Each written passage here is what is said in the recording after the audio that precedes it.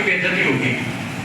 तो जब विवेकानंद जी माइक पर आए, जैसे मैं यहाँ पर खड़ा हूँ, तो लोगों ने कहा भारत अंधविश्वासों का देश है, हमने सुना है कि तुम्हारे देश में जादू होता है। जादू क्या होता है?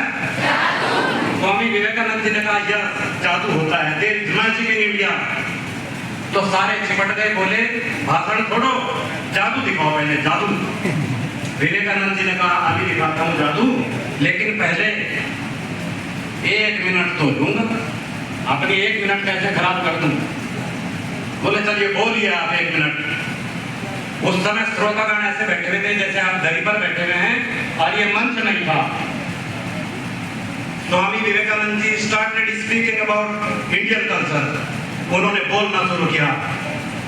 हमारे मुख्य अतिथि जी ने, जो मेरे बड़े भाई साहब के समान है, पिता समान है, उन्होंने आपको कहा वसुधैव कुटुंबकम।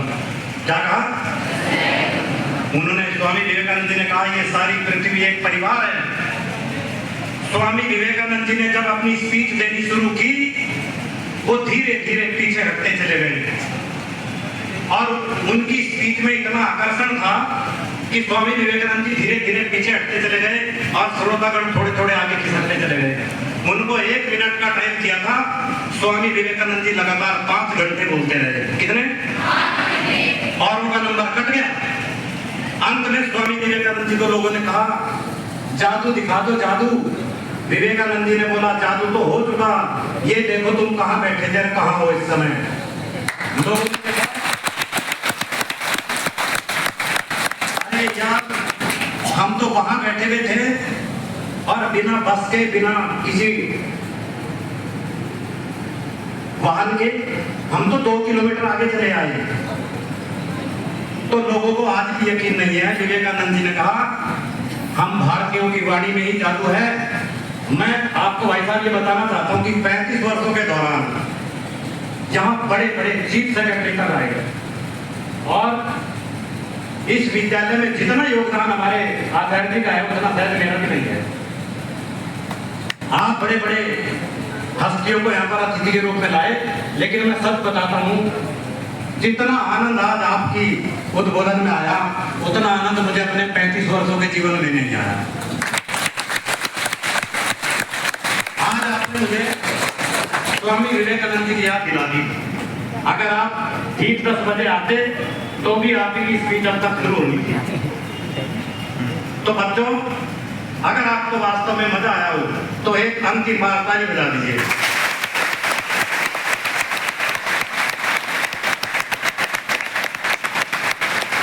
ये हॉल हमने अभी 1-2 महीने के अंदर बनाया। तो मुझे लोगों ने कहा कि आपने ये जाली क्यों रखी। मैंने कहा हमारे भाई साहब आएंगे, डॉक्टर रमेश पोखरियाल निशंक जी, उनके सम्मान में बच्चे इतनी ताली बजाएंगे कि आवाज बाहर चली जाएगी। एक बार फिर बजा दीजिए।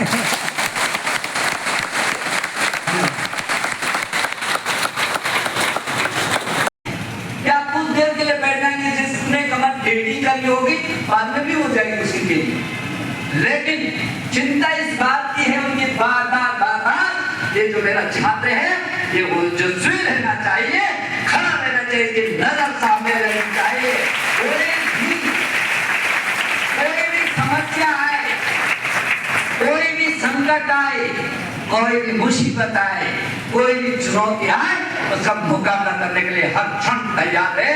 वो ऊंचा माथा वाला ही उसका मुकाबला कर सकता है, बाकी नहीं कर सकता।